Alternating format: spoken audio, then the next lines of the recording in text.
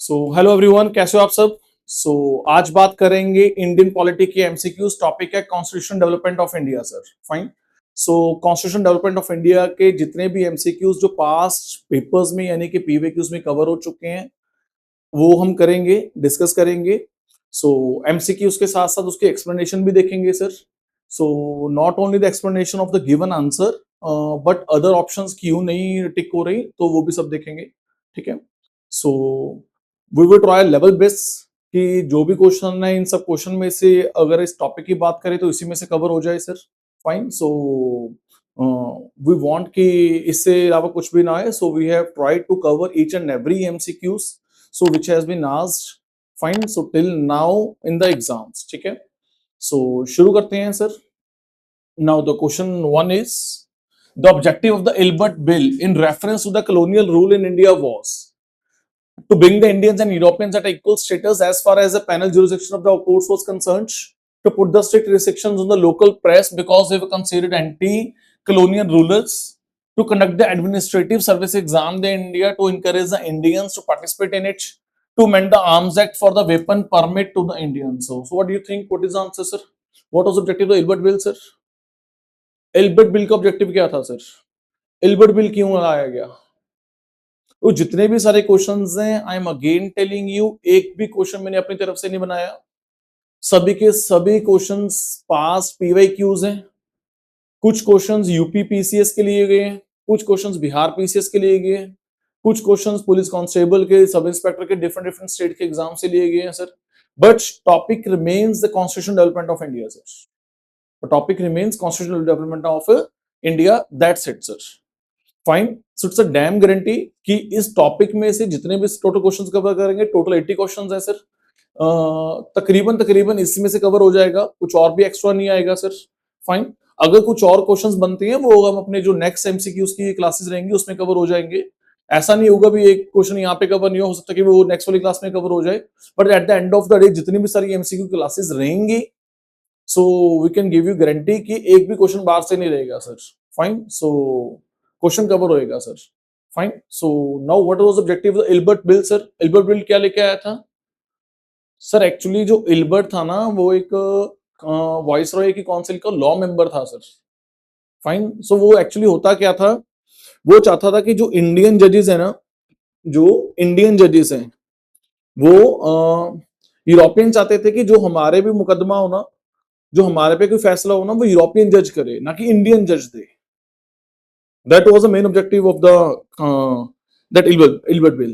Ilbert bill कहता था कि Indian judge can try, can go against the proceedings, can do the proceedings against whom, British subject as well. सब दो चीजें होती थी, एक तो था एक तो बोलते हैं हम British subject. British subjects means एक होता है इंडियन सब्जेक्ट्स, एक होता है इंडियन सब्जेक्ट्स। फाइन। जो अंग्रेज लोग ब्रिटिशर्स में ब्रिटिश ब्रिटेन में पैदा हुए, इंडिया में काम कर रहे थे, those were the British subjects. दूसरा, जो अंग्रेज लोग जिनके बच्चे इंडिया में पैदा हुए पर वो हैं तो ब्रिटिशर्स, पैदा इंडिया में हुए हैं, वो भी ब्रिटिश सब्जेक्ट्स हैं सर। उसके अलावा बाकी इंडियंस जो इंडिया में पैदा हुए हैं वो इंडियन सब्जेक्ट्स हैं सर। फाइन। अब तक होता क्या था, जो अगर किसी अंग्रेज के खिलाफ मुकदमा चलता था तो उसकी जो प्रोसीडिंग्स होती थी वो अंग्रेज जज ही करता था। इस बिल में ये कहने की कोशिश कर रहे थे कि as Europeans and Indians are to be treated as equal, तो इस बिल में ये प्रस्ताव था कि इंडियंस और यूरोपियंस को इक्वल ट्रीट करेंगे सर। फाइन। ये प्रपोजल थी बट इंप्लीमेंट नहीं हो पाया। जितने सारे यूरोपियंस थे उन्होंने प्रोटेस्ट किया कि ऐसा नहीं होना चाहिए, अगर हमारे खिलाफ कोई मुकदमा है तो वो कहां चलेगा, ब्रिटिश जज के अधीन ही चलेगा, नॉट अगेंस्ट द इंडियन जज। फाइन। द आंसर इज कि इस बिल में यह मांग की गई थी to bring the Indians and Europeans at equal status as far as the penalty is concerned, as far as the penal jurisdiction of the court was concerned sir. Fine. The Elbert bill tha in 1883 sought to remove the disqualifications that prevent the Indian judges from trying the Europeans in the criminal cases sir. Fine. So अब तक क्या होता था कि जो अंग्रेज लोगों के खिलाफ मुकदमा चलता था उनके ऊपर सिर्फ और सिर्फ अंग्रेज जज ही फैसला सुना सकता था।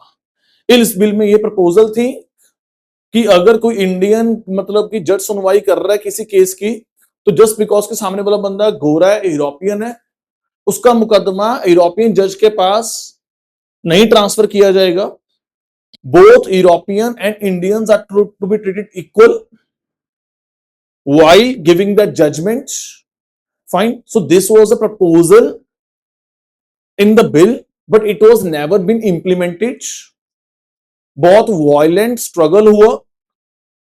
जो सामने वाले लाइक यूरोपियंस थे उन्होंने बहुत स्ट्रगल किया। वो कह रहे कि हम यूरोपियन हैं, इंडियन नहीं है। अगर हमारे खिलाफ वो केस चलाना है तो वो यूरोपियन जज करेगा डील। हम इंडियंस के खिलाफ हमें इंडियंस ही सजा देंगे सर। फाइन। कहते कि this was a main like कह लो कि कॉज कि इंडियन नेशनल कांग्रेस फॉर्म हुई 1883 में, 1884 में sir. That was a main. उसने अपने इंडिया में एक लाइक आउटरीच क्रिएट किया कि देखो भाई कैसे यूरोपियंस लोग अपने आप को महान समझ रहे हैं जस्ट बिकॉज कि वो यूरोपियन, उनको यूरोपियन जज डील करेगा, इंडियन जज डील नहीं करेगा। यानी कि इक्वालिटी का कोई कंसेप्ट ही नहीं है, डिस्पैरिटी है, पैरिटी नहीं है boss. Fine. So it caused the arise of Indian National Congress. Fine. So ये प्रपोजल किसने दी थी सर? ये प्रपोजल दी थी, it was a bill introduced in the 1893 by the sir cotton A Ilbert sir, by the sir cotton A Ilbert sir. Fine. Who was he? He was a law member of the Governor General Council, sir. He was a law member of the Governor General Council, sir.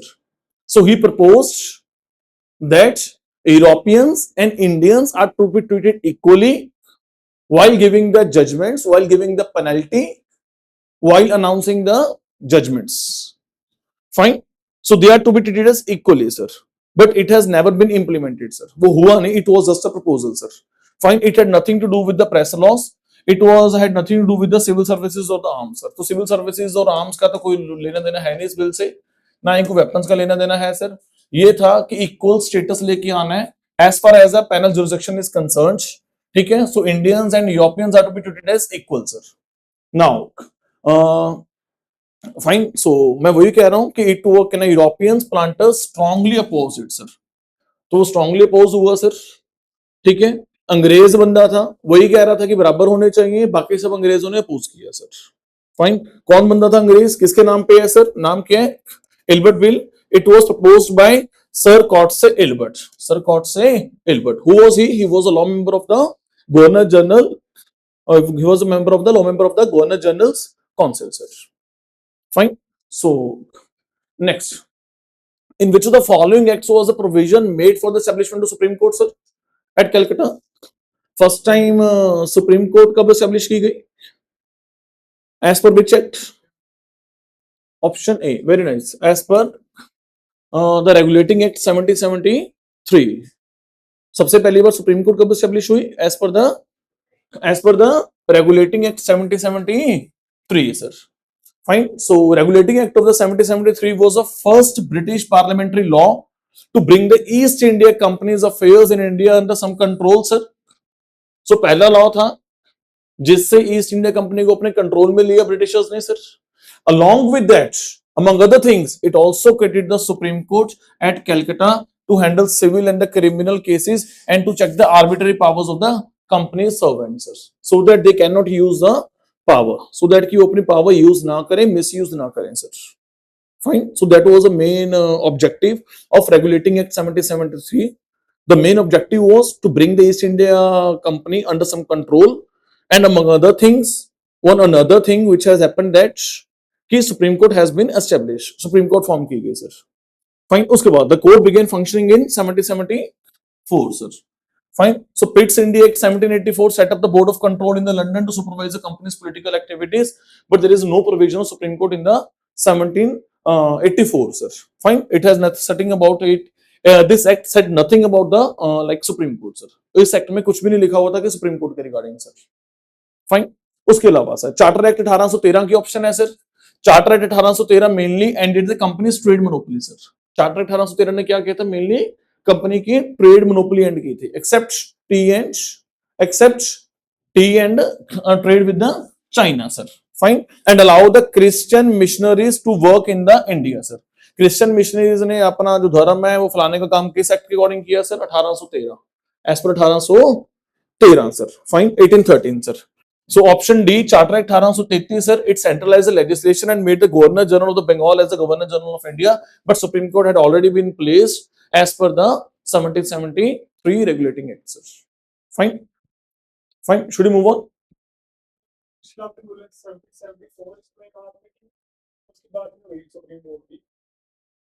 Supreme Court के function शुरू हो गई थी, proposal 1773 में आ चुका था पहली बार. Fine. कोई भी चीज है ना एक्चुअली क्या, वो सिर्फ और सिर्फ उस समय ना सिविल और क्रिमिनल केसेस डील कर रहा था. और भी बहुत चीजें हैं. उस समय 1773 में जो पावर दी गई थी, Supreme Court was not that much powerful जो आज सुप्रीम कोर्ट पावरफुल है sir. Supreme Court at that time can not change the decisions of governor general. Again ultimately at that time governor general was heavy sir. Fine. So कोई भी चीज start होती है, takes time to get the things shape on its own sir. पहले governor sir, वो आप classes निकाले ना पिछली वाली sir, I will tell you ना, उसमें सब बताया हुआ हमने क्लासेस में.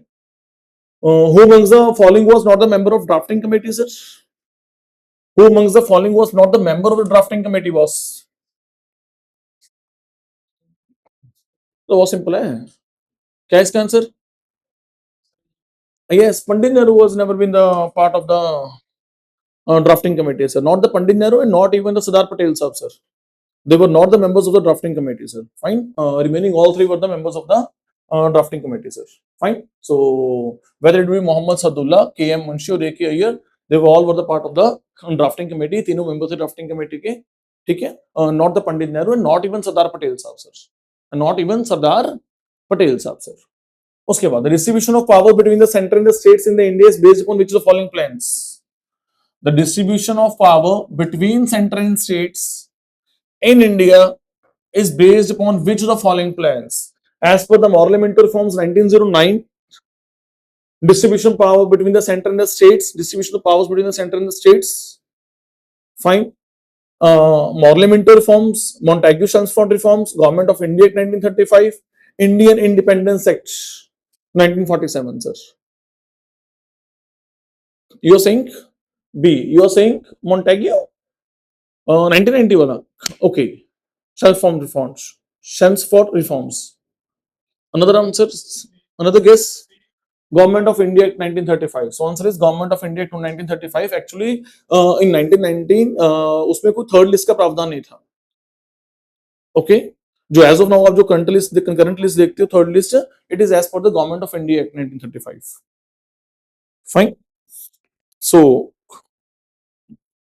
Next, the federal scheme and the division of the subjects between the union, state and concurrent list, and union, state and concurrent list in the constitution were largely borrowed from the government of India 1935, sir. The 1990 reforms were the unitary in nature and 1946 act only transferred the power, sir. Fine. So should we move on? Next. So act of 1909 parliamentary reforms was associated with the introduction of separate electorate, decentralization, diarchy or legislative council. Anyone? 1909 रट लो sir एक line बस. 1909 separate electorates for the Muslims, separate electorates for the Muslims. Fine. 1919 में जाके उन्होंने फिर सिखों के लिए, क्रिश्चियंस के लिए, क्रिश्चियन मिशनरीज के लिए अलग अलग कर दिया था. सेपरेट इलेक्टोरेट और रिजर्वेशन में फर्क क्या होता है सर? एक होता है सेपरेट इलेक्टोरेट, एक होता है रिजर्वेशन. सर रिजर्वेशन तो हमारे देश में है ना, जैसे फॉर एग्जांपल है ना, पटियाला की सीट रिजर्व है, पटियाला की सीट रिजर्व है सर. कैंडिडेट जो खड़ा होगा वो रिजर्व कैटेगरी से खड़ा होगा, बट वोट कोई भी डाल सकता है irrespective of any caste, religion, colour, creed, anyone sir. और इसमें क्या होता है रिजर्वेशन में, इसमें क्या होता है सेपरेट इलेक्टोरेट में क्या होता है, जैसे फॉर एग्जांपल पटियाला की सीट सिख रिजर्व कर दी सर, तो खड़ा भी सिख होगा और वोट भी सिर्फ सिख बंदा पाएगा सर. उसके अलावा कोई वोट ही नहीं कर सकता सर, आपकी कोई सुनवाई नहीं है सर. इसका मतलब होता है सेपरेट इलेक्टोरेट सर. हमारे यहाँ पे सेपरेट इलेक्टोरेट नहीं है एज ऑफ नाउ. क्या है? Reservation sir. रिजर्वेशन में क्या है? सभी वोट कर सकते हैं बस. Fine. Next, The Act of 1909 was associated with the parliamentary reforms is best remembered for introducing the separate electorates for the Muslims, the first formal steps towards the communal representation of Indian politics. इसी की वजह से हुआ था जो इतने सारे दंगे हुए हैं सर। ये पहला जो बीज बोया था पार्लियामेंटों ने, ये अंग्रेजों के बैठे के दिमाग में आ गया भी इन दोनों को क्या कर दो, अलग अलग कर दो, ये आपस में क्या करेंगे, लड़ मरेंगे सर। जिसके कारण मुस्लिम लीग बनी, जिसके कारण पार्टीशन हुआ, जिसके कारण लाखों लोगों की जान गई सर। ये नफरत का बीज इन्होंने बोया है सर, क्योंकि हर एक बंदा कहेगा अब सेपरेट इलेक्टोरेट होगा, कोई कुछ कर तो सकता नहीं, ठीक है। एक वर्ग कह रहा है कि सारे कैंडिडेट्स मेरे आ जाए, दूसरा कह रहा है मेरे आ जाए, वो कह रहा है मुझे टिकट मिल जाए, वो कह रहा है मेरी टिकट मिल जाए, वो कह रहा है मेरी से हो, वो कह रहा है मेरी से हो, आपस में लड़ मरो sir. So this was a basic common जो बीज बोया गया था sir. Fine. So next, the power of the president to issue the ordinances is a relic of government of India 1999, 1919, 1935, 1909 और Indian independence act 1947 sir. Which one? जो Morley अपना sorry ये power of the president to issue the ordinance is a relic of government of India act 1999, 1919 sorry, ठीक है, 1935, 1909 और Indian independence act 1947 sir. आपको पता है राष्ट्रपति ऑर्डिनेंस इशू कर सकते हैं at a time of emergency when the parliament is not in session sir. Fine. So when there is an urgent need की when there is urgent need की law implement करवाना है sir, but the thing is की parliament is not in session sir, house is not in session sir. So president can use the power of ordinance to implement some law. Fine. So this power has been borrowed from which act?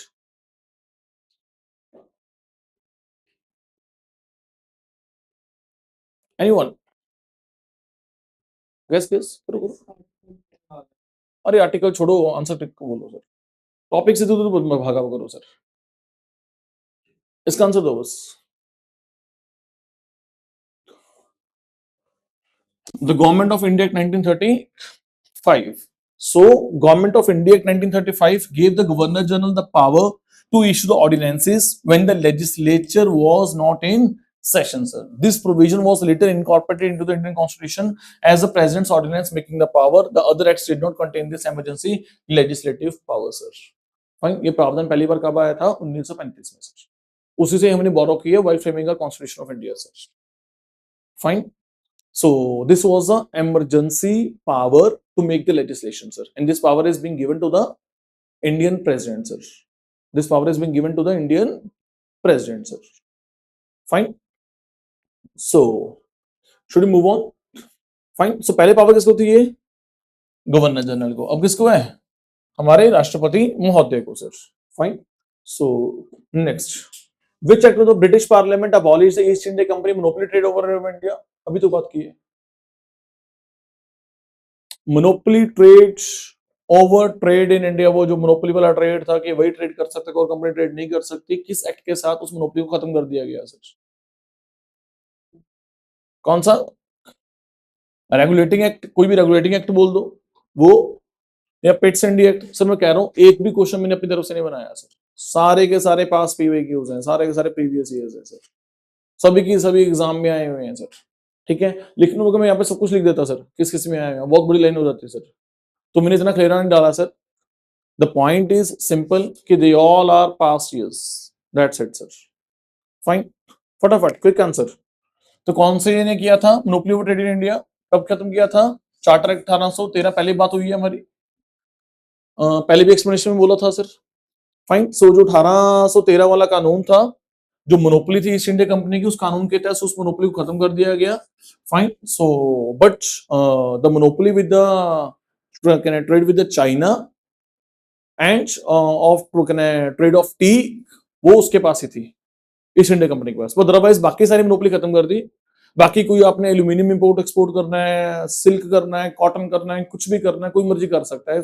ऐसे करते तो अंग्रेज लोग ही थे, तो companies भी कर सकती थी, अंग्रेजों ने अलाउ कर दिया, दूसरे अंग्रेज भी कर सकते हैं, not only east India company sir. अब तक कोई भी व्यापार था सिर्फ और सिर्फ ईस्ट इंडिया कंपनी के थ्रू होता था, उसी कंपनी के थ्रू सारा पैसा ब्रिटेन में ले जाया जाता था सर। ये मोनोपोली आहिस्ता आहिस्ता खत्म कर दी गई सर। क्यों? क्योंकि वो करप्ट हो रहे थे उनके ऑफिसर्स।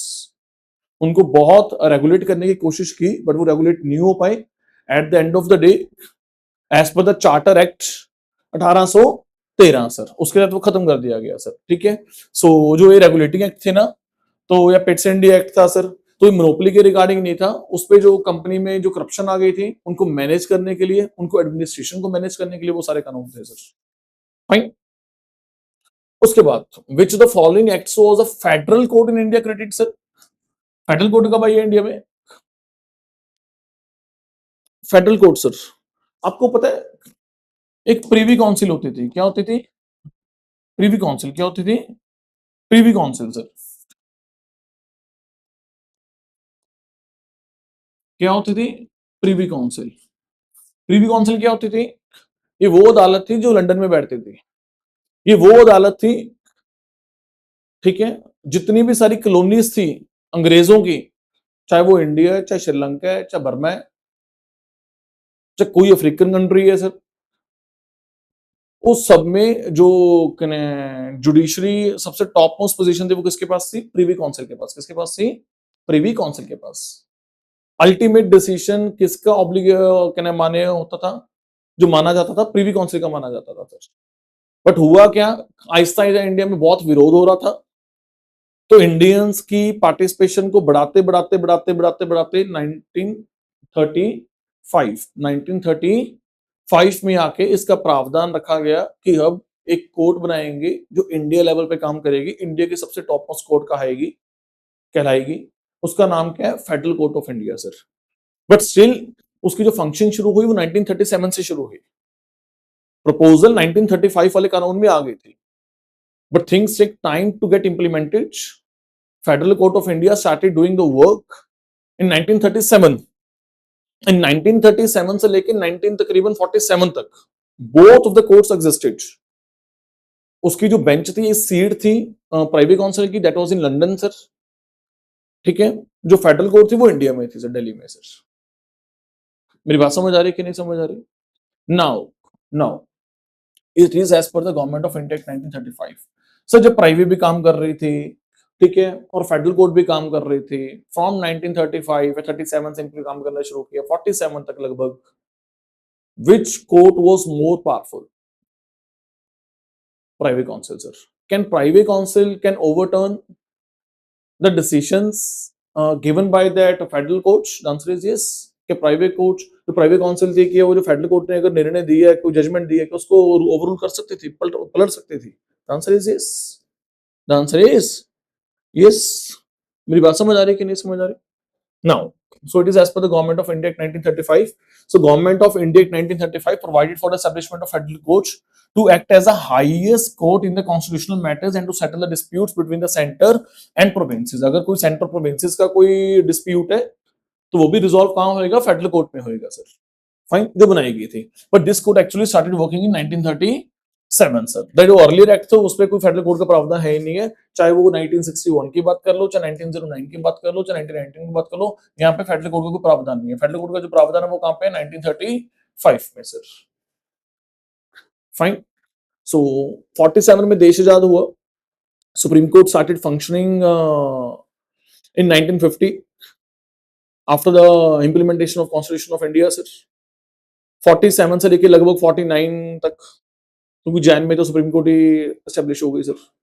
26 जैन को तो कॉन्स्टिट्यूशन इंप्लीमेंट हो गया। तो 2 साल, ठीक है, 2 साल फेडरल कोर्ट वाज एट लगभग टॉप, नॉट प्राइवेट काउंसिल। हमारे देश में अंग्रेजों के खिलाफ सख्त नफरत थी। अब हमारा देश आजाद हो चुका है 47 में, हम अपने केस अब प्राइवेट काउंसिल में नहीं लेके जाएंगे सर। बात खत्म सर। अंग्रेजों ने पहले बनाई थी, अब तक उसने ही राज किया हमारे ऊपर। प्राइवेट काउंसिल अपने डिसीजंस दे रही थी, पर जो सेंटिमेंट्स है 1947 के बाद लोगों के, उसको मद्देनजर रखते हुए कोई भी केस प्राइवेट काउंसिल में जाना बंद हो गया था सर।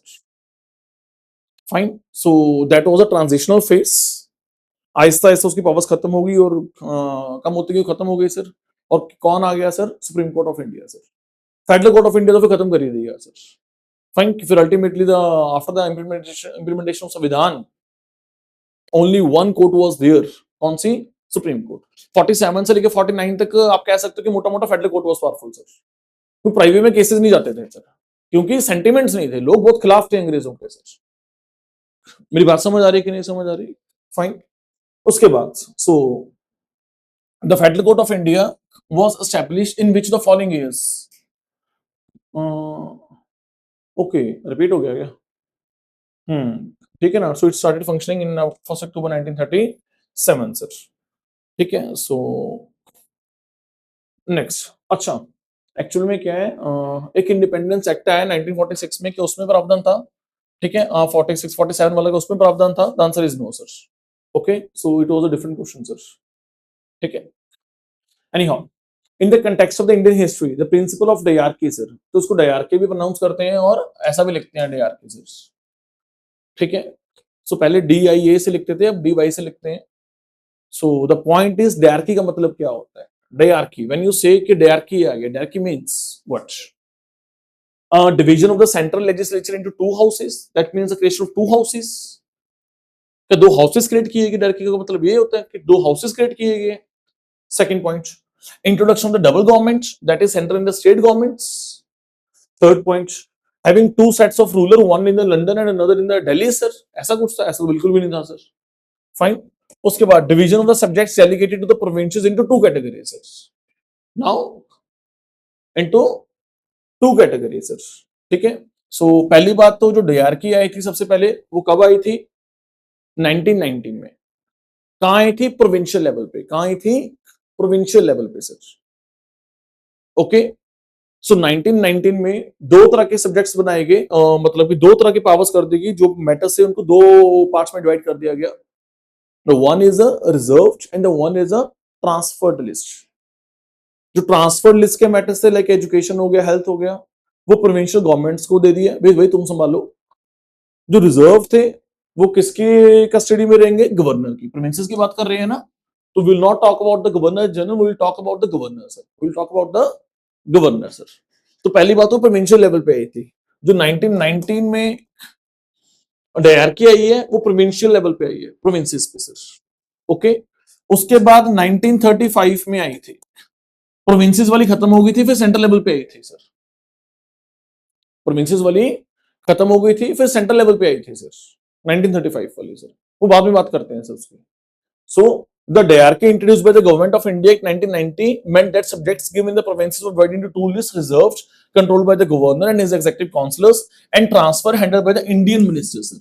उसको कौन हैंडल करेगा? Indian ministers. Are they responsible to the legislature? Are they responsible to the legislative assembly? The answer is yes. क्या एज ऑफ नाउ जो हमारे मंत्री हैं, क्या पार्लियामेंट को आंसरेबल है? Do they sit in the parliament? Can opposition ask the questions from the Indian ministers? The answer is yes. आज भी तो ये फंड है ना, जो सरकार है वो किसको आंसरेबल है? पार्लियामेंट को, यानी कि लेजिस्लेचर को सर।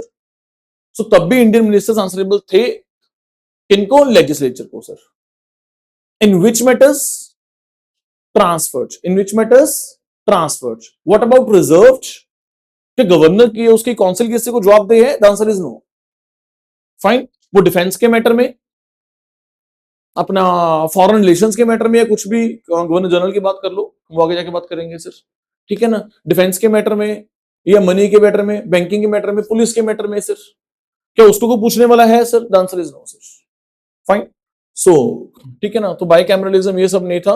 जो बाइकैमरलिज्म आया था सर, ठीक है, option A describes 1990 at the centre, B and C misconcept है सर। ठीक है, वो मिस इंटरप्रेट कर रहे हैं, वो तो है ही नहीं सर। या तो बच्चों कंफ्यूजन क्या होगी, या तो ये होगी या यही होगी सर। फाइन।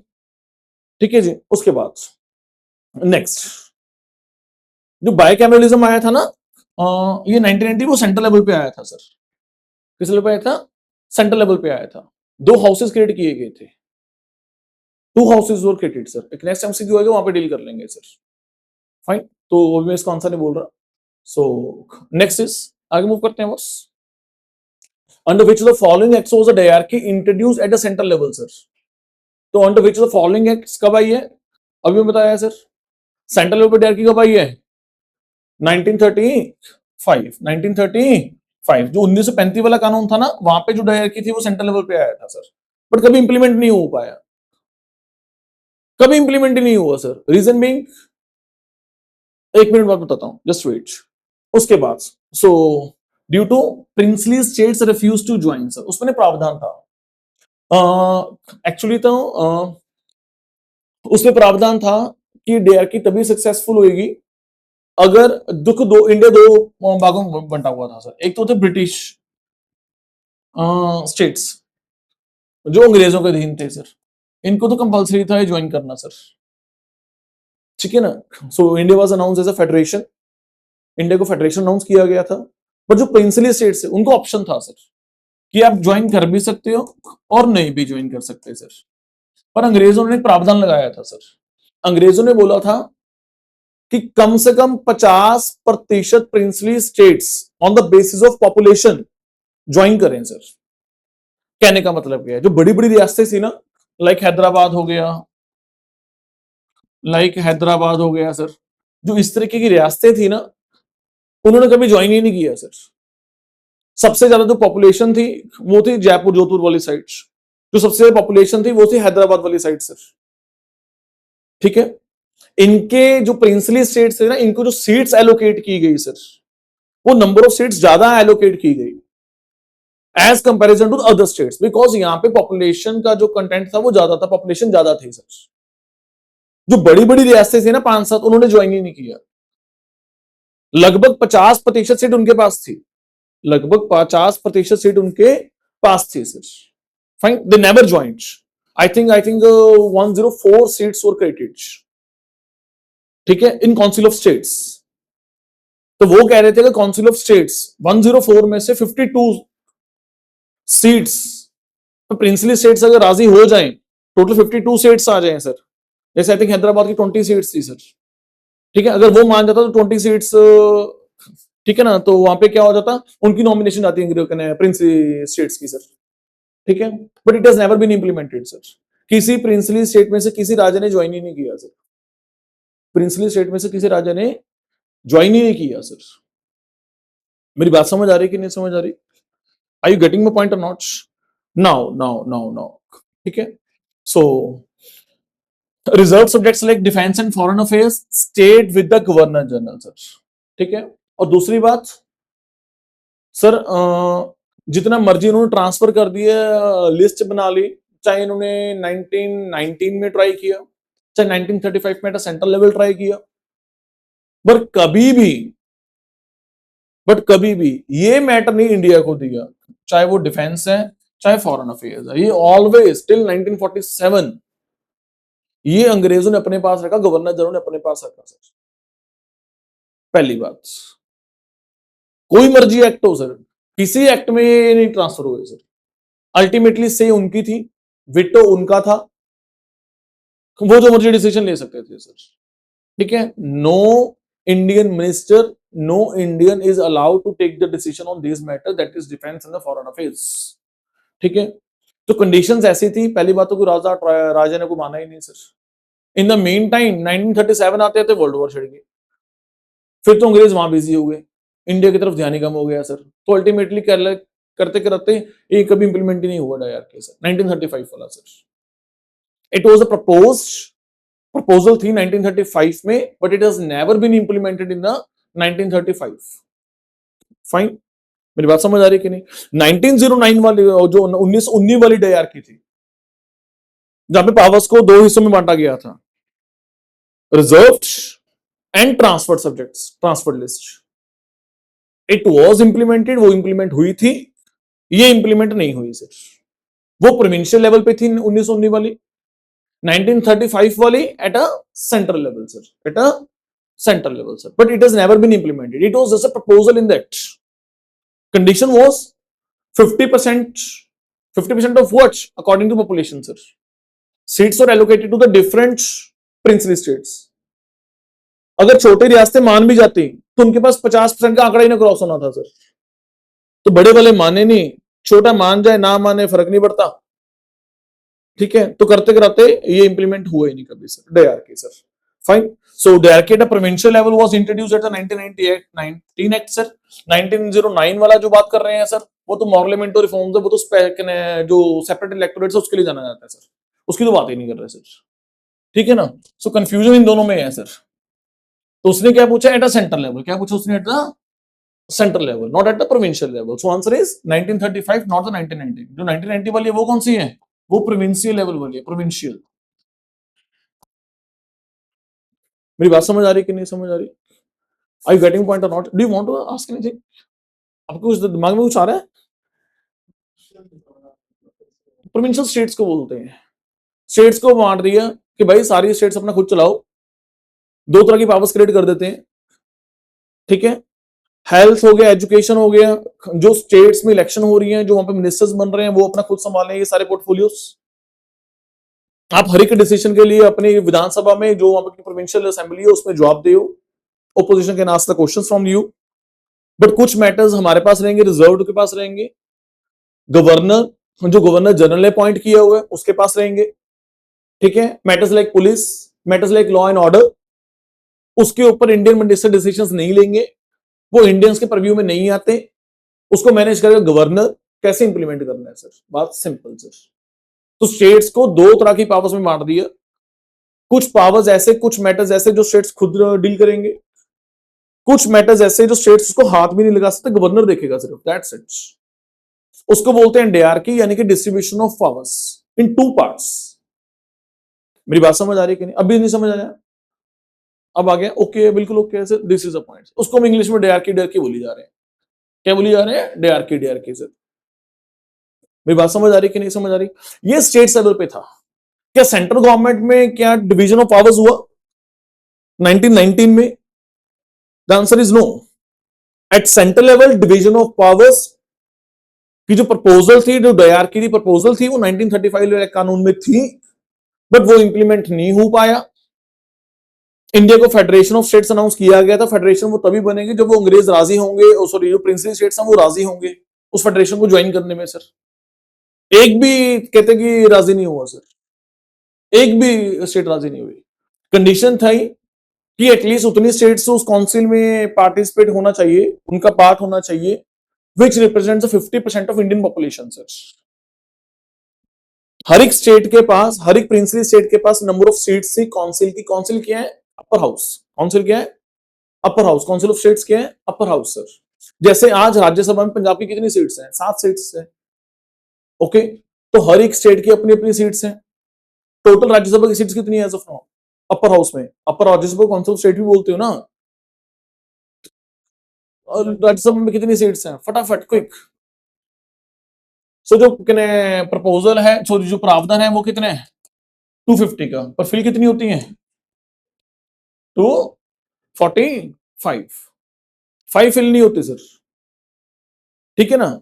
वो इसलिए रखी हुई है, कल को कोई एडजस्टमेंट करनी पड़ सकती है, कल को न्यू स्टेट ऐड होती है या प्लस माइनस होता है, उसके लिए रिजर्वेशन रखी हुई है. वैसे हमने किसके लिए रखी हुई है? जो हमारा एरिया पाकिस्तान के पास है सर.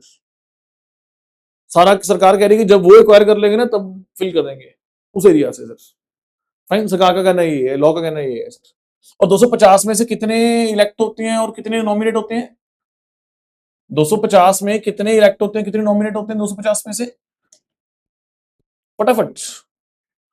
12 नॉमिनेट होते हैं और 238 इलेक्ट होते हैं. 238 इलेक्ट होते हैं सिर्फ. फाइन. अब जो टोटल अब जो टोटल 245 सीट्स फिल होती हैं, उसमें से नॉमिनेट कितने होते हैं? नॉमिनेट कितने होते हैं? 12. और इलेक्ट कितने होते हैं? 233, 233. ओके, जैसे पंजाब की कितनी सीट्स हैं एज ऑफ नाउ? 7. तो ऐसे काउंसिल ऑफ स्टेट बनाएगी, राज्यसभा बनाएगी एज गुड एज. अब समझ लो, राज्यसभा समझ लो. तो हर प्रिंसली स्टेट्स को एलोकेट किया गया कि भाई तेरी इतनी स्टेट है, तेरे पास इतनी सीट्स है, तेरे पास इतनी सीट्स है. तो प्रिंसली स्टेट्स को कहा गया कि आपके पास ऑप्शन, आप ज्वाइन कर भी सकते हो फेडरेशन को, नहीं भी ज्वाइन कर सकते. It is not mandatory. जो ब्रिटिश प्रोविंसेस थी उनके लिए मैंडेटरी था वो फेड ने काउंसिल ऑफ स्टेट्स ज्वाइन करना. बाकियों के लिए कंपलसरी नहीं था. सर मेरी बात समझ आ रही कि नहीं समझ आ रही? आई यू गेटिंग पॉइंट और नॉट? फाइन. पहली बात, क्या प्रावधान ये था कि 50% कम से कम प्रिंसली स्टेट्स ज्वाइन करें. वो 50% means 50% of Indian population. Sir जो पॉपुलेशन है, ठीक है ना. जैसे हैदराबाद को 20 सीट्स एलोकेट की गई 104 में से. अगर हैदराबाद ज्वाइन कर लेता that means 20 seats will be filled. What to be filled? at that time by the Hyderabad population, sir. ठीक है, but Hyderabad has never ever joined it. Even no princely state agreed to join that federation proposed by the अंग्रेज लोग in 1935, sir. नहीं समझ आई बात? मेरी बात समझ आ रही कि नहीं समझ आ रही? Are you getting a point or not? Fine.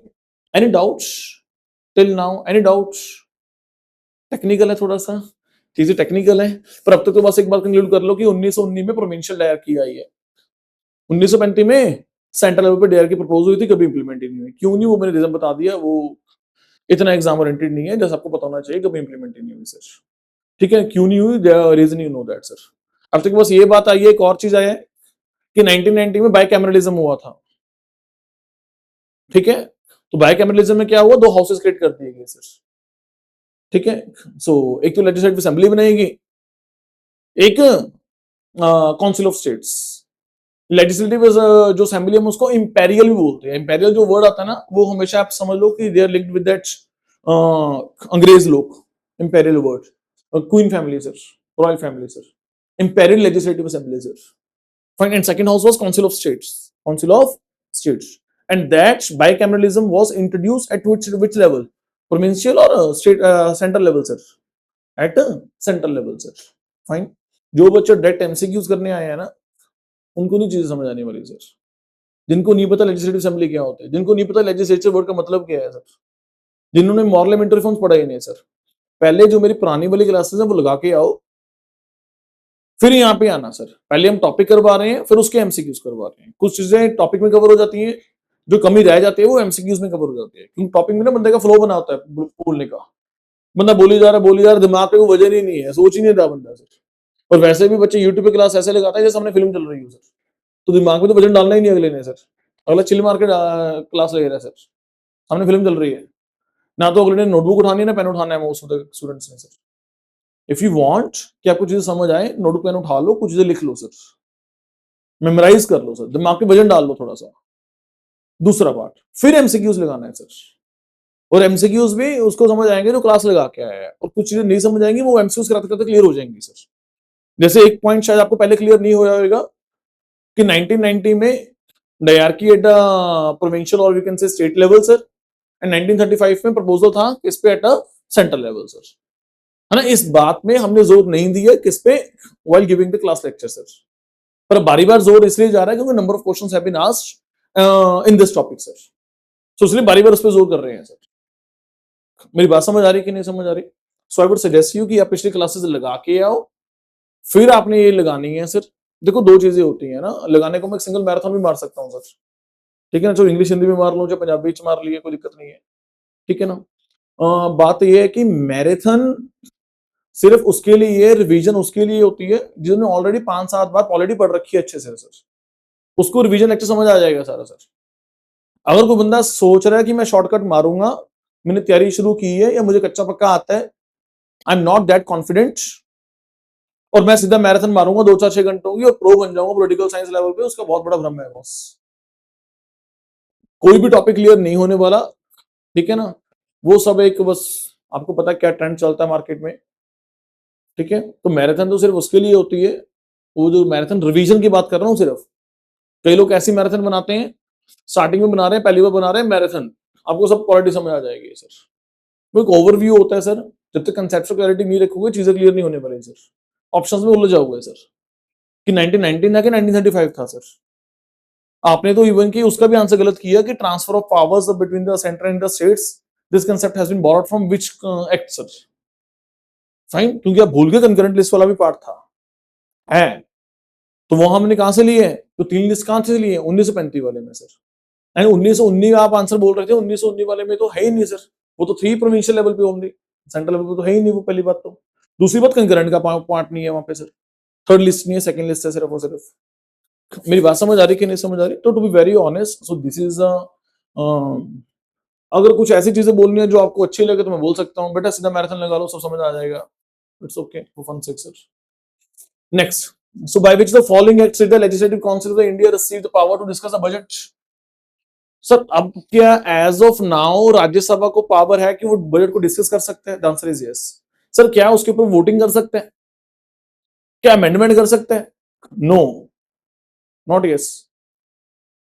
Rajya Sabha has no power as of now in the Indian Constitution, sir, to amend any provision of the budget or the financial matters of the financial bill or the money bill, sir. Solely power has been given to the only and only to the Lok Sabha, sir. I have already told you the reason in my previous classes, but still I am telling you reason क्या होता है, जो लोकसभा की election होती है वो जनता direct चुन के भेजती है, सर. तो गवर्नमेंट उसी की बनेगी जिसकी लोकसभा में मेजॉरिटी है, सर. ठीक है ना. तो संविधान ने पावर दे दी लोकसभा को, यानी कि इनडायरेक्टली पावर दे दी सरकार को कि भाई तूने जो बिल लेके ना लिया तेरा तो पास हो जाएगा, तेरे पास मेजॉरिटी है लोकसभा में, तो जो तूने बजट रखना रख ले, जिस महकमे में जिस पर्पस के लिए जिस चीज के लिए जितना पैसा खर्च करना कर ले. Eight the end of the 5 years जब जनता तुम्हें सवाल पूछेगी कि भाई मेरी सड़कें नहीं बनी, मेरे पास पानी नहीं आया, जो भी है, then you are answerable, sir. Then you can not excuse कि हमने तो प्रपोजल में ये दिया था, राज्यसभा ने ये अमेंड कर दिया, सर. हमारे तो राज्यसभा में मेजॉरिटी नहीं है, हम तो पास करवा ही नहीं पाए, हम तो ऐसा करना चाहते थे पर राज्यसभा ने ऐसा किया. Then you will not find an excuse for that, sir. Now we are giving you the sole power, sir. Do whatever you want to do, sir. जहां पैसा खर्च करना करो, पर at the end of the day you are answerable to the public of India, sir. You are answerable to the people of India, sir. They will ask you questions for that, sir. Fine. Then you cannot find an excuse कि भाई हमने तो proposal किया था उस education के लिए इतना और राज्यसभा ने चेंज करके कम कर दिया, सर. तो हम क्या कर सकते हैं, एजुकेशन अब इंप्रूव नहीं हुआ, sir. Then you cannot find that excuse, sir. Sir, only and only they can do the suggestion. That's it. उन्होंने कोई अमेंडमेंट करके भेज दी, वो एप्लीकेबल नहीं होती, वो लोकसभा में आएगी. लोकसभा ने देखना है कि राज्यसभा के अमेंडमेंट को मंजूर करना है कि नहीं करना. अगर उसे मंजूर कर दिया तो ठीक है, नहीं किया तो वो पास करके भेज देगा लोकसभा एज इट इज. जो उसका प्रीवियस बिल है वो डायरेक्टली राष्ट्रपति साहब को पास चला जाता है. That's it, sir. मेरी बात समझ आ रही कि नहीं? आगे जाके बताएंगे. राज्यसभा ने डिस्कशन किया, डिबेट किया, सर. 14 दिन हो गए, बिल पास नहीं किया, सर. सीधा राष्ट्रपति साहब को चला चलाया जाएगा और बिल साइन हो जाएगा, sir. Fine. Rajya Sabha ultimately has no say. And पहले भी था ये, लेजिस्लेटिव काउंसिल को बोला गया कि now you can discuss the budget, sir, as per which act, sir. The point is this. कुछ भी क्वेश्चन मैंने अपनी तरफ से नहीं बनाया, एक सिंगल क्वेश्चन अपनी तरफ से नहीं बना हुआ, सर. सभी के सभी पास ईयर्स प्रीवियस है, प्रीवियस ईयर है, सर. सभी के सभी बॉस. बस मैंने यहाँ पे लिखा नहीं कहां कहां से है, सर. कोशिश करूंगा अगली बार लिख दूंगा कहां कहां से है, sir. Anyone? 1861, 1892, 1909, 1919, sir. The answer is 1892. Answer is 1892, sir. So the Council Act 1892, Legislative Council has a right to discuss the annual budget and ask the questions to the members. Could not vote it, sir. ठीक है, सिर्फ उसे discuss ही कर सकते हो, vote नहीं कर सकते, बॉस. फाइन. सर ये कौन से काउंसिल की बात कर रहे हैं? काउंसिल तो बाइकैमरलिज्म तो 1919 में है, अब 1892 की बात कर रहे हो, सर. वो काउंसिल ऑफ स्टेट्स था, ये लेजिस्लेटिव काउंसिल है, सर. Legislative council, sir. एक तो गवर्नर जनरल की काउंसिल है, एक तो गवर्नर जनरल की एग्जीक्यूटिव काउंसिल है. कौन सी काउंसिल है? एग्जीक्यूटिव. जिसका काम क्या है? सरकार चलाना. जिसका काम क्या है? सरकार चलाना. अल्टीमेटली पावर तो इसकी है. ये तो वैसे ही बस लेजिस्लेटिव काउंसिल तो ऐसे ही, इसके पास कोई पावर नहीं, वो डिस्कस ही कर सकते हैं. मेरी बात समझ आ रही कि नहीं समझ आ रही? यहाँ पे भी अंग्रेज लोग हैं और यहाँ पे भी अंग्रेज लोग हैं. अभी तक वो ट्रांसफर नहीं किया गया. 1919 में प्रोविंशियल में किया गया था. इंडियंस को भी अपना कुछ मैटर्स में रूल कर लो, खुद चला लो अपनी सरकार से. ओके. उसके बाद this was a small step towards the greater involvement of the Indians in the financial matters. ठीक है. हाँ, यहाँ पे कुछ सीट्स थी जो इंडियंस जहाँ पे नॉमिनेट होते थे, सर. कितनी सीट्स थी? I have researched. कोई ऐसा नंबर नहीं है, सर. लेजिस्लेटिव काउंसिल में इतनी सीट्स इंडियंस को आएंगी. अंग्रेजों ने देखना था. आई हैव आल्सो चेक्ड कि कौन कौन चुना गया. सर 3 बंदे चुने गए, उसमें से एक महाराजा पटियाला था, sir. What I found was interesting was it was Narendra Singh, sir. Maharaja Narendra Singh 1862 something, sir. Fine. Who has built a Motimal Palace in Patiala at a cost of 5 lakh rupees. And you know what? जो 1857 का अंग्रेजों के खिलाफ लड़ाई हुई थी, you know what? That Maharaja Narendra Singh has helped the Britishers. That Maharaja Narendra Singh, who was a 5th generation, and now Captain Narendra Singh is a 10th generation, sir. He is a direct legal descendant of that Maharaja Narendra Singh, sir. Fine. Do you know what? He has sent thousands of troops to have a war against Indians. Can you imagine? Thousands of troops, training, arms, ammunitions. Maharaja of Patiala at that time, Narinder Singh was helping कौन? अंग्रेज लोग। किसकी बात कर रहा हूं? 1857 वाली लड़ाई की बात कर रहा हूं, 1857 की बात कर रहा हूं सर। बाकी इंडियंस मर रहे हैं बेचारे, और सामने से कौन हेल्प कर रहे हैं?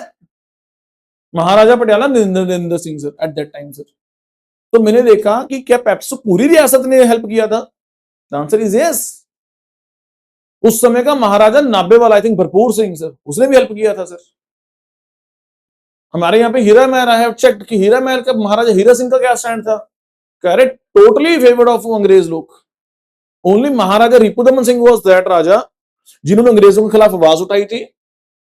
उसको बनवास में भेज दिया था अंग्रेजों ने, एग्जाइल पे भेज दिया था। वो can last years of his life he spent in Dehradun and Tamil Nadu and all. Fine, he was a pro Indian man, he was totally against Britishers. जब उसकी दस्तारबंदी हुई थी उसने एक भी अंग्रेज को नहीं बुलाया था। That was a clear sign sir. I don't know हमारे नाभा में महाराजा हीरा सिंह की एनिवर्सरी को सेलिब्रेट करते हैं sir. I don't know sir. आप सिंपली फटाफट चैट जीपीटी निकालो, क्विक, फटाफट अभी चक्कर बताऊं, क्विक निकालो stand of Maharaja Hira Singh against Britishers. ऐसे लिख दो, was Maharaja Hira Singh of Nabha was pro British or against Britishers, और लिखो और how, and let me know what is answer sir। फटाफट क्विक। हमारे वाला एमएलए जनती माता फिरता ना उसकी मूर्ति हार पाई अंदर ने उसे जा जाके उत्थे। क्या बोल रहे हैं? बोलना आंसर मुझे। प्रो ब्रिटिशर लिखा होगा ना, प्रो ब्रिटिशर्स। अब पूछो इसको कि प्रो ब्रिटिशर्स था और एंटी ब्रिटिशर्स था, तो लिखो, पूछो हाउ और वाई, कुछ भी ऐसा लिख लो। सपोर्टर ब्रिटिश, मैं वही कह रहा हूं, pro British not the anti British. और कैसे वैसा? इसने जो एंग्लो अफगान वार हुई थी ना, आई थिंक 79 वाली, आई थिंक 80 वाली है ना, 1870 1878 वाली, उसमें इसने ट्रूप्स भेजे थे sir, arms and mission supply किया था इसने।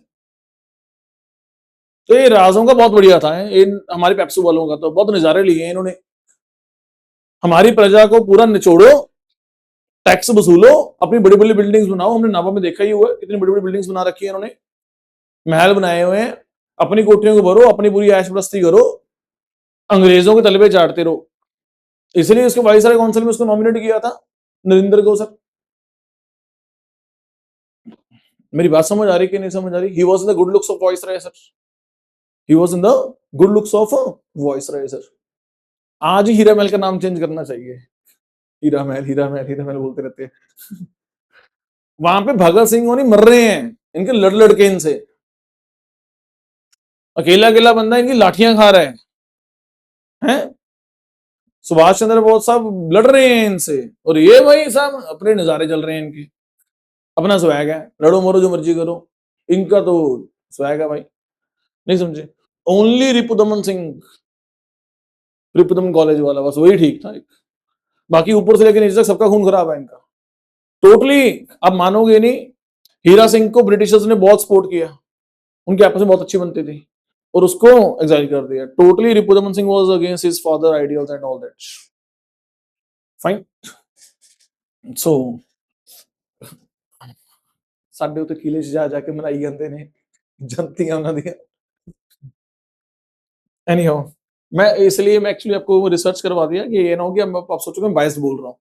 मैं तो वैसे इनके खिलाफ बहुत बोलता हूँ, सबके खिलाफ। तो बहुत गलत किया इन्होंने हमारे साथ, है ना? हमारे जो परदादे दादे थे, उन्होंने अगर गरीबी देखी है, उसका बहुत बड़ा कारण ये लोग हैं। अगर उन्होंने अत्याचार सहा है इन अंग्रेजों का, हमारी कोई 5 जनरेशन पहले, 8 जनरेशन पहले जिन्होंने भी सहा, इन लोगों के कारण का है, इन लोगों के कारण सर।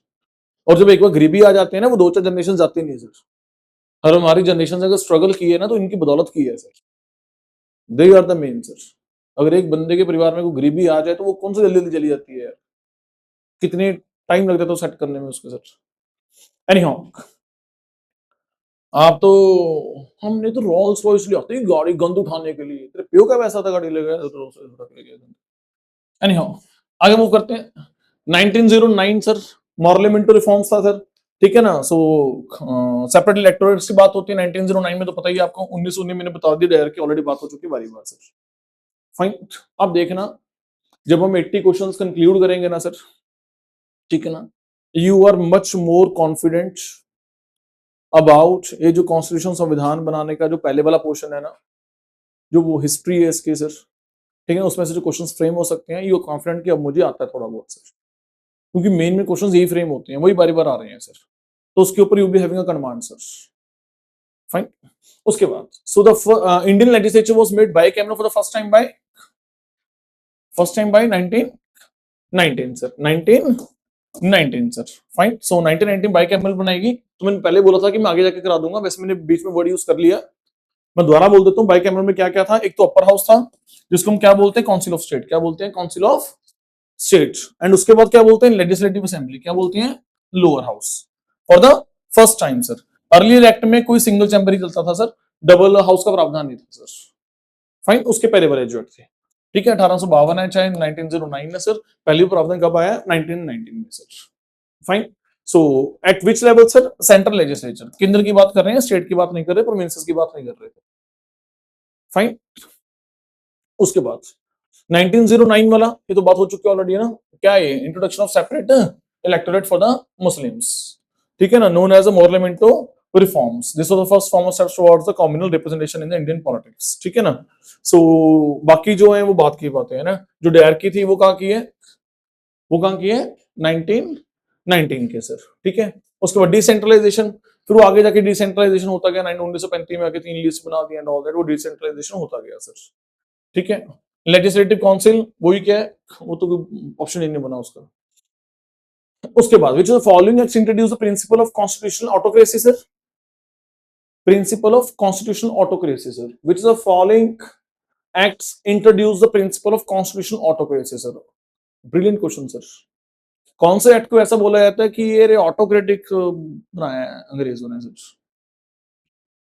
हाँ, एक 1935 वाला सो कॉल्ड कॉन्स्टिट्यूशन बनाया था उन्होंने, actually it was act, it was not a constitution at all, ठीक है। वो कहते थे कि हमने पावर्स दे दी, ये कर दिया, वो कर दिया, हमने दो पार्ट्स में बांट दिया, but ultimately मैं कह रहा हूँ at the end of the day until 1947 governor general was all in all the main matters, whether it could be the defense or whether it could be that foreign affairs, the governor general was all in all sir, and you have made a so called act with the autocratic features sir, with the autocratic features sir. So option is 1935 government of India Act 1935 sir.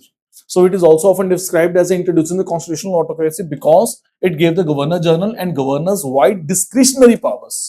Veto आप कर सकते हो, ordinance आप लेके आ सकते हो, कुछ matter सिर्फ और सिर्फ आपके पास है, तो भाई कानून बना किसके ले रहे हो। वीटो का मतलब समझते हो, यानी कि पार्लियामेंट ने कोई उस टाइम की जो पार्लियामेंट है, जो काउंसिल ऑफ स्टेट्स है, या जो ठीक है ना असेंबली, लेजिस्लेटिव असेंबली है, उसने को बिल पारित कर दिया, और गवर्नर जनरल कह रहा है कि मैंने साइन नहीं करने, मैं तो वीटो यूज कर रहा हूं भाई, तो फायदा क्या उस बिल को पारित करने का सर, अगर उन्होंने वीटो यूज करनी है। एंड वीटो वो मोस्टली यूज करते ही थे sir, ultimately at the end of the day उनके कहे अनुसार कानून ही बनते थे सर। तो मुझे नहीं समझ आ रहा कि उस पार्लियामेंट का, उस सो कॉल्ड पार्लियामेंट का, उस सो कॉल्ड हाउसेस का मतलब ही क्या है सर, बस लोगों की आंख में धूल झोंकने के अलावा सर। मेरी बात समझ आई कि नहीं। उसके बाद वीटो का मतलब ये होता है कि गवर्नर जनरल की मर्जी है, अगला साइन करे ना करे सर, जो बिल पारित कर दिया उस समय के लेजिस्लेचर ने, उस समय के दो हाउसेज ने, चाहे वो काउंसिल ऑफ स्टेट है चाहे वो लेजिस्लेटिव असेंबली है सर, वीटो यूज कर लेगा सर, ठीक है। उसके अलावा आपके पास इमरजेंसी पावर्स है, आप इमरजेंसी इंपोज कर सकते हो सर, ऐसा कुछ कर दिया आपने, ठीक है। उसके बाद आपके पास लाइक कुछ मैटर्स ऐसे हैं लाइक डिफेंस एंड, वो आपके सिर्फ परव्यू में आते हैं, वो किसी और के परव्यू में नहीं आते सर। मेरी बात समझ आ रही कि नहीं समझ आ रही, ठीक है। अगर चाहो तो मैं तेज से करा सकता हूँ, फटाफट क्वेश्चन पढ़े टेक आंसर, क्वेश्चन पढ़े चल आंसर, क्वेश्चन पढ़े चल आंसर सर, उससे बात नहीं बनेगी बॉस, ठीक है ना। चीजें समझ नहीं आएंगी सर, चीजें आज भी नहीं समझ आएंगी, चीजें कल भी नहीं समझ आएंगी, चीजें परसों भी नहीं समझ आएंगी। अगर किसी टॉपिक पे डिस्कशन कर लिया है ना, और सबसे बड़ा यूट्यूब का फायदा क्या है, आप टीचर को 2-4 बार सुन सकते हो आराम से, आपके पास वीडियो है ना, आप नंबर ऑफ टाइम उसको सुन सकते हो, याद हो जाएंगी चीजें सर। और इससे बड़ा एडवांटेज क्या हो सकता है sir? Free flow of information sir in today's world. Fine. So point is कि you are having the knowledge, you just have to be very patient while having the class. You can't take it as a casual for sir, उसको casual नहीं ले सकते आप उसको sir. fine, what you have to be, you have to be very focused, you have to have the pen in your hand, कुछ चीजें लिख लेनी होती हैं सर, बंदा लिख लेता है, ठीक है। सो आपको नोटबुक साथ में लेके देखनी है और अपना फोन साइड पे रख के क्लास लगानी है सर, ठीक है ना। टॉपिक को इस तरीके से पढ़ो कि दोबारा पढ़ने की जरूरत ही ना पड़े सर। छोड़ो सब टॉपिक को, क्वांट में क्या चल रहा है छोड़ो एक सेकंड के लिए, ऐसा मत किया करो कोई टॉपिक पढ़ रहे हो, दूसरे टॉपिक की टेंशन दिमाग में चल रही है, वो घूम रहा है। जब जो टॉपिक कर रहे हो उसको अच्छे से कर लो बस, ऐसे करते करते सभी टॉपिक करते जाओ, टॉपिक क्लियर होते जाएंगे। Point is very simple sir. Fine. And वैसे भी मैंने कहा कि पॉलिटिकल साइंस मैंने शुरू से शुरू की है, from the starting, and I will take it to the end sir, पूरा सर। पहले टॉपिक करवाए 4-5, फिर उसके एमसीक्यूज कर दिए, क्योंकि नहीं देखो आप एमसीक्यूज कभी कभी बीच बीच में आ जाए, कभी 1935 पूछ लेता है, कभी 1909 पूछ लेता है, कभी 1919 पूछ लेता है, कभी वो कौन से लेक्चर 1861 वाले की बात कर रहे हैं, 2 की वाले की बात कर रहा है सर, है ना। अब इतने सारे टॉपिक को मैंने एक क्लास में तो करवाया नहीं, अलग अलग क्लासेस में करवाया है, इसलिए मैं चाहता था कि क्वेश्चन अलग अलग जगह से पूछ लेते हैं सर। जैसे वो ड्राफ्टिंग कमेटी का मेंबर पूछ रहे थे, कौन नहीं है, पंडित नेहरू साहब सर, वो हमारी आई थिंक क्लास 8th-9th लगी है जाके, वो 7th क्लास लगी है जाके, ठीक है ना। सो पहले कुछ क्लासेस करवा के, ठीक है, फिर उसके बाद कुछ एमसीक्यूज उठा लेते हैं, ठीक है ना। अगर मैं एक क्लास के बाद एमसीक्यू करवा दूंगा फिर मुझे दिक्कत आ जाएगी, मैंने टॉपिक कभी करवाया नहीं होता तो वो एमसीक्यू करवाने में दिक्कत है मुझे सर। मेरी बात समझ आ रही है कि नहीं समझ आ रही? So it's a best pattern sir कि टॉपिक उठाओ, अच्छे से करवाओ, फिर उसके एमसीक्यू सेट करो सर, ठीक है। Next, a federal system and dyarchy at a centre was introduced in, अब एक्चुअली क्या है, सेम क्वेश्चन है sir, in the one form और अनदर फॉर्म पूछा गया है सर, इस तरीके से पूछा गया है सर, मैंने फिर भी लिख दिया, चाहे मुझे पता है ऑलरेडी डील हो चुका है सर, पर इसमें एक और वर्ड ऐड कर दिया, federal system. Fine. Eight the centre क्या किया इन्होंने, एट द सेंटर से पहले बात हुई है सर, कहां किया गया, एक्ट ऑफ 1935, यहां पे लिखा भी नहीं government of India 1935 sir, only act of 1935, that's it sir. Fine. उसके बाद, ठीक है, सो 1935 में ऑल इंडिया फेडरेशन बनाई थी सर, प्रपोजल ही था, मैं कह रहा हूं कि it has never been implemented sir, materialize कभी हुआ ही नहीं at a central level sir, ठीक है। सो 1998 जो एक्ट था वो प्रोविंशियल डायरकी था sir, at a state level sir, at only state level sir. मैंने इतनी बार बोल दिया कि आपको याद ही हो जाएगा सर। फाइन। नहीं तो पढ़ के नहीं याद होता सर, बार बार सुन के याद हो जाता है। The provision for the establishment of all India federation was introduced in, again इस तरह का क्वेश्चन है, पहले पूछ लिया उन्होंने डायरकी एट सेंटर, फिर क्वेश्चन पूछ लिया federation and dyarchy at centre, फिर अलग अलग से पूछ लिया, ये किसी और पेपर में आया हुआ है सर, तो कंसेप्ट यही है सर। कौन सा आंसर है sir? Government of India 1935 sir, government of India 1935 sir. So ठीक है, so this was all. Which one of the following acts provide for the federal polity in India? हद है यार, फिर वही चीज, फेडरल पॉलिटी वर्ड तो नहीं ऐड कर दिया, तो क्या फर्क हो गया उसमें सर, ठीक है ना, तो फेडरल पॉलिटी आ गया सर, ठीक है। सो 1940 act was about partition sir, 1947 act was about partition, 1909 और 1919 वाले मैंने बात कर ली ऑलरेडी सर, ठीक है जी। Now in the federal establishment 1935 residence powers were given to the, जो 1935 में फेडरेशन एस्टैब्लिश की गई, जो रेजिडोरी पावर्स थी वो किसको दी गई सर? हमारे कॉन्स्टिट्यूशन में फर्क है ये चीज, हमारे कॉन्स्टिट्यूशन में एज ऑफ नाउ जो रेजिडोरी पावर्स है वो किसके पास है? यूनियन गवर्नमेंट के पास, किसके पास है? नॉट द राष्ट्रपति, नॉट द राष्ट्रपति, किसके पास है? Union level sir, central level sir, okay. उस समय यूनियन लेवल नहीं, सेंट्रल लेजिस्लेचर नहीं, बट उस समय के राष्ट्रपति जिसको हम गवर्नर जनरल बोलते हैं, उस समय के राष्ट्रपति जिसको हम क्या बोलते हैं? Governor general sir. ये फर्क है इसमें सर, हमारे वाले में सर। मेरी बात समझ आ रही कि नहीं समझ आ रही? ठीक है सर, वैसे पॉलिटी टेक्निकल है, the answer is yes, it is fine. So 1935 act में क्या है? Resident powers give vested in the governor general sir, तो वो क्या तो रहा हूं सर, ऑटोक्रेटिक तो है, सारा कुछ तो तेरे पास है भाई, नाम की तूने सभा बना ली सर, है ना, 2 हाउसेस क्रिएट कर लिए नाम के, अल्टीमेटली पावर तो तू ही ऑल इन ऑल है सर, गवर्नर जनरल सर, ना तो ये केंद्र वाली के पास है, ना ये प्रोविंसेस वाली के पास है, ना ये जो स्टेट वाला गवर्नर है इसके पास है। किसके पास है? Governor general sir. मेरी बात समझ आ रही है कि नहीं? उसके बाद so this was different from the present constitution where residuary powers rest with the centre. As of now किसके पास है रेजिडुअरी पावर्स? किसके पास है? Centre sir. और ये जो लिस्ट है कौन सी शेड्यूल में लिखी हुई है? शेड्यूल 7 याद रखना। शेड्यूल 7 जो 3 तरह की लिस्ट क्रिएट की हुई है central state and concurrent as per the schedule 7 of the Indian constitution sir. Fine. So which one of the following is not an important and permanent constituent in the constitution history of the India as adopted in the government of India act 1935 sir? ठीक है, कहते हैं इनमें से कौन सा important and permanent constituent नहीं है, पार्ट नहीं है, टॉपिक नहीं है in the constitutional history of India as adopted in the governor sir? अब in the government of India 1935 sir. क्या मेन चीज नहीं है सर? नहीं, scheme of federation was there, ये तो मेन पार्ट था और किसी ने ज्वाइन ही नहीं किया सर। अंग्रेजों ने बोला था भी आ जाओ फेडरेशन बनाते हैं and that was the main point of the constitution of India. मतलब आई विल नॉट से the constitution of India, it was government of India 1935 fine. So it was a main point of constitution of India, a constitution government of India 1935 at that time sir. It was a main point, not it is a less important sir. Yes, very good. Written constitution sir. Written होना बड़ी बात नहीं है, written तो बहुतों के होंगे, auto के लिए तो भी रिटर्न कॉन्स्टिट्यूशन होती है उनकी। फाइन। ऐसा नहीं है कि आपने रिटर्न संविधान लिख लिया और वहां पे डेमोक्रेसी, ऐसा कोई जरूरी नहीं है, ऐसा कोई जरूरी नहीं है। तो रिटर्न ना होना होना ही मैटर नहीं करता। ब्रिटेन में रिटर्न तो है ही नहीं, फिर भी डेमोक्रेसी है भाई। न्यूजीलैंड में रिटर्न कॉन्स्टिट्यूशन है ही नहीं, फिर भी लोकतंत्र है। और कईयों ने संविधान लिखे होंगे सो कॉल्ड अपने, ठीक है ना। Whether you can take example of Sri Lanka sir, ठीक है ना। तो अब तक तो नेपाल भी उस कैटेगरी में आता था, तो अब तो इलेक्टेड गवर्नमेंट आ गई वहां पे, ठीक है ना।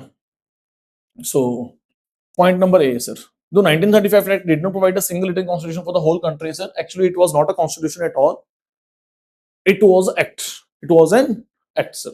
Okay, so it was an act of the British Parliament. It did however introduce a federalism, provincial autonomy sir, and elected legislature sir. They were the main features of the government of India act 1935. All 3 points, elected representation होगी, बंदे चुन के आएंगे, दो responsible to the legislature sir, ठीक है। Federation का फंडा रहेगा बॉस, ठीक है। फेडरेशन क्या होता है सर, ठीक है, क्लासेस लगा के आना पिछले वाले एमसीक्यूज करने से पहले। India is a federal state और सेमी फेडरल स्टेट सर। क्यों बोलते हैं why is America is a USA is a full federal state sir?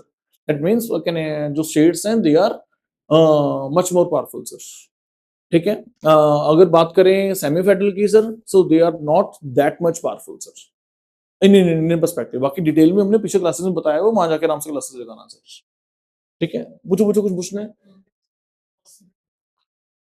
Then what India is what? अरे नहीं होता है, अब दोबारा पढ़ के आना, ठीक है। India is a quasi federal country sir, ठीक है। उसके ऊपर मैंने 10-12 पॉइंट्स भी बोले हुए हैं क्यों है और क्यों उसको क्वासी फेडरल बोलते हैं, वो डिटेल में क्लास में बताया हुआ है आपने सर, ठीक है ना। फाइन। उसके बाद एनसीईआरटी फॉलो करा करो sir. Nomination of the officials continued the some form, but the key point is that there was no fully written constitution in the modern sense. तो उस जमाने में कॉन्स्टिट्यूशन वर्ड नहीं था। Government of India was not a constitution which is being applicable to all of the India sir at that time. मैं 1935 वाले की बात कर रहा हूं sir. It was act and princely states were given option whether to join it or not sir, whether to join it or not. उसके बाद one among the following was not the salient feature, okay, was not a salient feature at the government of India Act 1935 sir. इनमें से कौन सा नहीं था sir? क्या residuary subjects किसको एलोकेट की गई थी? To the governor general, to the governor general, not to the provincial legislature sir. Provincial मतलब स्टेट्स मान लिया करो, वैसे प्रोविंशियल स्टेट्स नहीं होते, प्रोविंसेस और स्टेट्स में अलग अलग है, फर्क है सर, ठीक है। अब हम स्टेट्स बोलते हैं सर, ठीक है ना। सो उसको आप क्या बोल लो, उसमें क्या बोलते थे? प्रोविंसेस। क्या बोलते थे? प्रोविंसेस, ठीक है ना। स्टेट का जो हेड होता है मुख्यमंत्री सर, इलेक्टेड, ठीक है। अपॉइंटेड की बात करें गवर्नर सर, ठीक है। जो प्रोविंसेस का हेड होता है वो मुख्यमंत्री नहीं होता था, वर्ड चीफ मिनिस्टर नहीं यूज करते थे, बट प्रीमियर यूज करते थे। Premier means as good as प्रधानमंत्री, it means the head of that particular province. Okay, and वैसे भी clearly functions of and relations between centre and states are clearly defined in the Indian constitution sir. At that time it was not so. Okay, ultimately governor general was all in all sir. Fine, यहाँ पे states अपने according function करती हैं as per the given powers. उनकी powers में तो केंद्र बोल ही नहीं सकता, जो स्टेट लिस्ट की मैटर्स हैं सर। उनकी पावर में तो केंद्र बोल ही नहीं सकता सर। अगर बोल पाता तो अब ये 131st जो बिल डिफीट हुआ है पार्लियामेंट में वो हो पाता। अगर स्टेट्स को पावर है कि 2/3 बहुमत से कॉन्स्टिट्यूशन अमेंडमेंट होगी तो होगी ना। राज्यसभा में क्या आ रहे हैं, स्टेट्स तो रिप्रेजेंट कर रही हैं सर अपने आप को। राज्यसभा के बंदे कौन चुनते हैं, एमएलए ही तो चुनते हैं। क्या 2/3 से बहुमत से बिल पास हुआ? वो तो लोकसभा में नहीं हुआ, राज्यसभा में कहा हो जाता है सर वो। और उसके बाद 50% ऑफ स्टेट से पास करवाना है। ये पावर है सर स्टेट्स की। उनकी मर्जी के बिना संवैधानिक संशोधन नहीं हो सकता बड़े सारे मुद्दों पे सर। इतनी पावर है स्टेट के सर, पहले थी उसके पास पावर। ये फर्क होता है प्रोविंसेस और स्टेट्स में सर। मेरी बात समझ आ रही है कि नहीं? बाकी डिटेल लेक्चर्स लगा लेना, वहां पे पता लग जाएगा। उसके बाद that provided for the all India federation sir. All India federation का प्रावधान था ना 1935 में। It was a feature of the government of India 1935 sir. It mark the beginning of the provincial autonomy sir. ठीक है ना, तो 3 लिस्ट बना दी थी ना। It mark the beginning, central list, state list and अब काम शुरू हो गया था तब। प्रोविंसेस को डिपेंडेंट देना शुरू कर दिया था।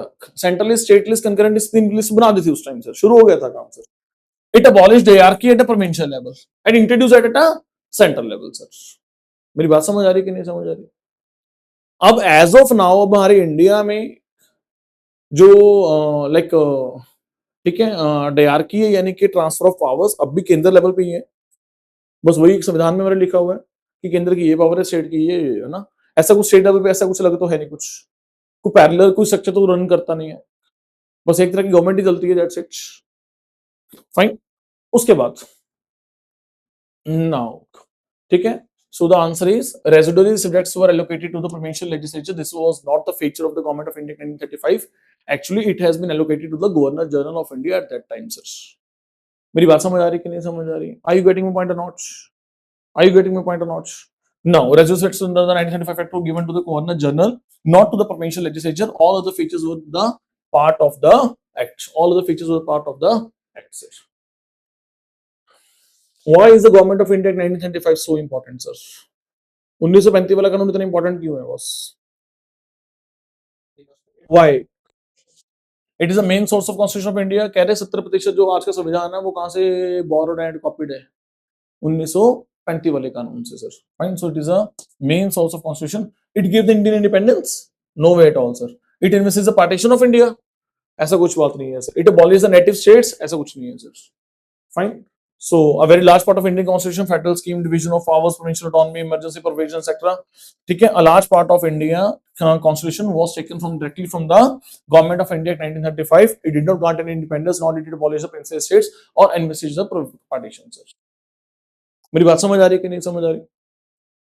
Okay, which one of the following acts led to the separation of Burma from India, sir? Burma को अलग कर दिया गया। Do you know Burma was a part of British India? Yes, it was a part of British India. How Burma was acquired by the Britishers? It has been acquired in 3 different steps, in 3 different parts. ठीक है, so 1800 I think 80-82 तक Burma British के control में आ गया था। ठीक है, till 1935 तक Burma was a part of British India. जो गवर्नर जनरल ऑफ इंडिया होता था वो जो ब्रिटिश इंडिया को रूल करता था, और इंक्लूडिंग बर्मा को, जो आज का म्यांमार उसको रूल करता था सर। ठीक है, 1935 में हमारे यहाँ पे भी आजादी का आंदोलन चल रहा था, बर्मा वालों के वहां भी चल रहा था। ठीक है, तो ब्रिटिशर्स ने 2 कानून बनाए, government of India act 1935 and government of Burma act 1935। India वाला इंडिया पे कानून एप्लीकेबल था, बर्मा वाला बर्मा पे एप्लीकेबल था सर। ठीक है, मैंने बंदे का नाम भूल गया।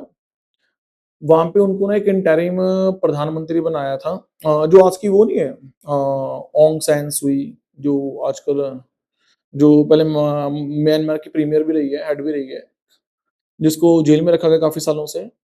उसके फादर को ओपोजिशन पार्टी वालों ने गोली मरवा दी थी 1935 के इर्द गिर्द। सो उसके father was a main candidate for the prime minister at that time. He, along with the other cabinet ministers, while sitting in the secretariats, were murdered, blood murdered.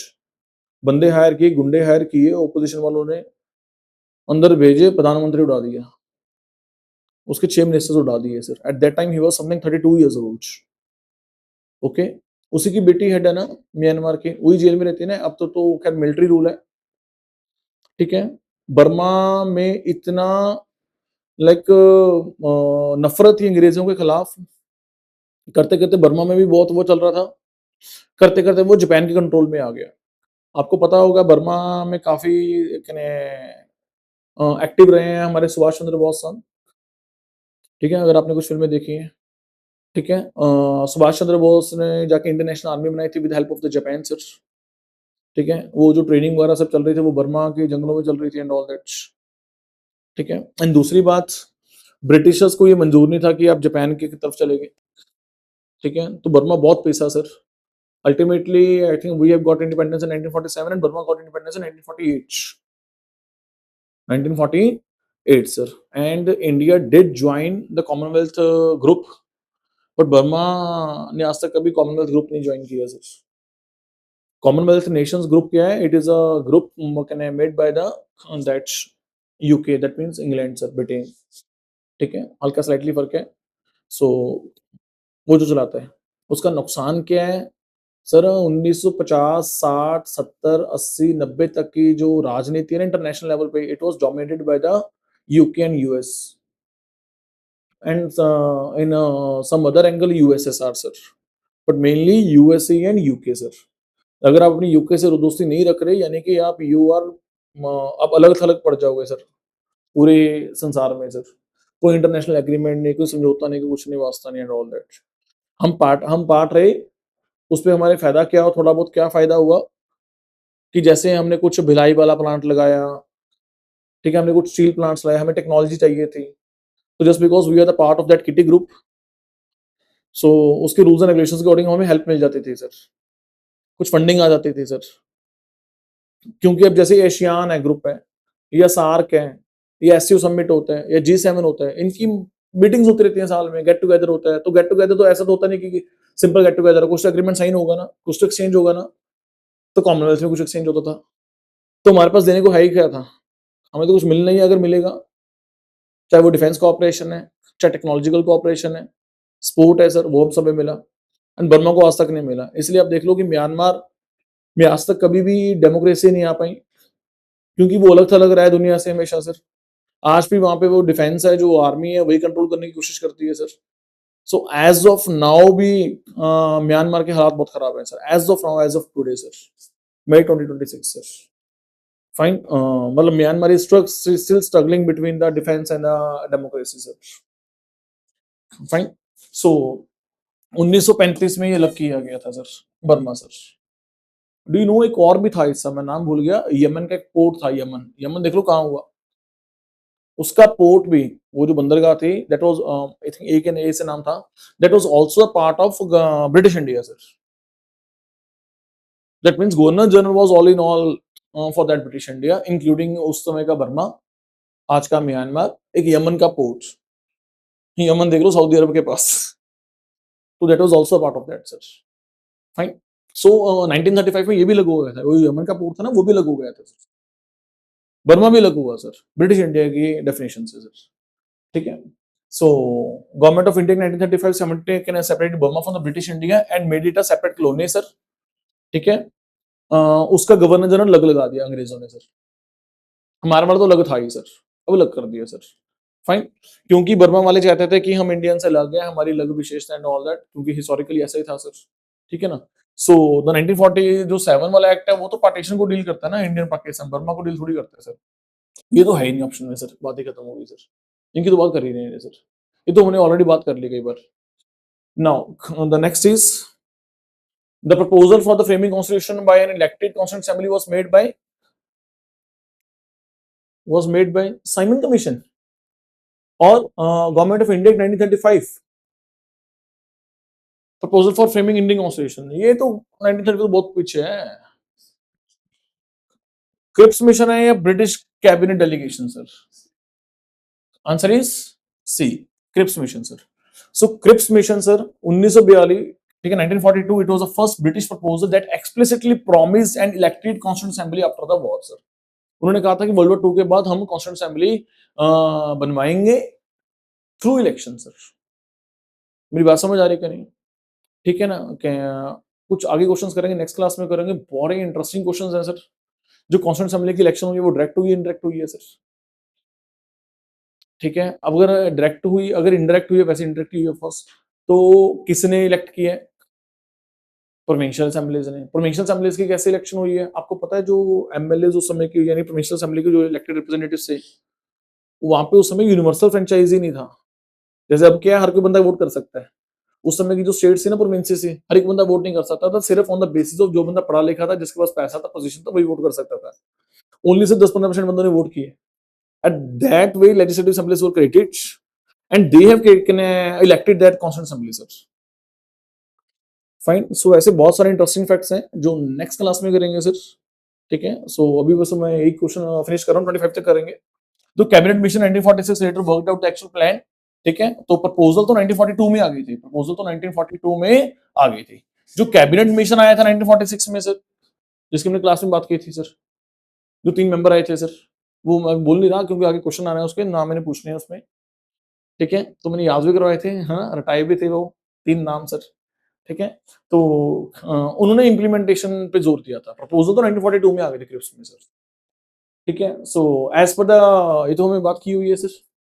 जो टोटल कॉन्स्टिट्यूंट असेंबली की membership थी, जो total 389 थी, जो 389 members elect किए गए थे, वो कैसे किए गए थे? 1/मिलियन, 1/मिलियन, है ना? यानी कि 10 लाख मगर एक बंदा चुना गया था सर। ठीक है, लगभग 38, 39, 40 करोड़ की पॉपुलेशन थी एट दैट टाइम इंडिया की। So 389 members were elected from all over India to the constituent assembly sir, to the constituent assembly sir. ठीक है ना? So elections mean voting sir, election, elect. Selection जो आपकी हो गई, paper देने जा रहे हो, आपकी कोई वोटिंग नहीं होने लगी सर, आपकी सिलेक्शन है। सिलेक्शन आपकी मेरिट बेस पे है। सिलेक्शन अदरवाइज बेस पे भी होती है। कोई स्पोर्ट्समैन ओलंपिक्स जीता आया तो सरकार उसको डीएसपी एसपी बना देती है sir. Selection sports background base पे भी होती है सर, है ना? पंजाबी जैसे बोलते हैं, तरस दे आधार पे भी सिलेक्शन होती है। जैसे मदर या फादर गवर्नमेंट एम्प्लॉई है, डेथ हो गई उन्होंने, तो बच्चे को जॉब मिल जाती है, तरस दे आधार पे सिलेक्शन होती है। सिलेक्शन कई बेस से होती है सर। ठीक है ना? कोई बंदा फ्रीडम फाइटर का कोटा है जिसके पास, उस पे से भी होती है। ठीक है ना? अब उसकी भी तो हो रही है ना, जैसे जो वो सरकार स्कीम लेके, अग्निवीर स्कीम लेके आई है ना? उनको भी तो स्पेशल दे रहे हैं वो। ठीक है ना? सो मेरे कहने का मतलब क्या है, सिलेक्शन कई बेस से हो सकती है, वैसे नॉर्मली मेरिट बेस पे रहती है हमारे यहाँ पे। या फिर जैसे 1/3 ऑफ सीट्स आर डायरेक्टली, अगर सिविल सर्विस की बात करूं, they are being directly selected through the exam purpose. और जो 2/3 पोस्ट होती है वो प्रमोशन से फिल होती है। फाइन। अगर 3 बंदों ने एसएसपी बनना है, एक सीट कैसे फिल होती है? जो सिविल सर्विसेज की बात कर रहे हैं, through a direct exam sir. Okay, UPSC clear करना पड़ता है उसके लिए। 2/3 seats are being filled through the promotion sir. Fine. ठीक है, सो cabinet mission fix the ratio of one member to the constituent assembly for the every 10 lakh people of the population sir. Fine, so total 80 questions are there. ठीक है, बाकी next classes में cover करेंगे sir. कोशिश कर रहा हूँ आराम से करवा रहा हूँ, चीजें समझ आ जाएंगी सर। ठीक है, बार बार बात करने का फायदा ये होता है 1909 1919 की चीजें याद हो जाती हैं। ठीक है, दोबारा पढ़नी नहीं पड़ती सर। ठीक है, thank you so much. How was the class? Please comment it out, comment it out. ठीक है, थैंक यू।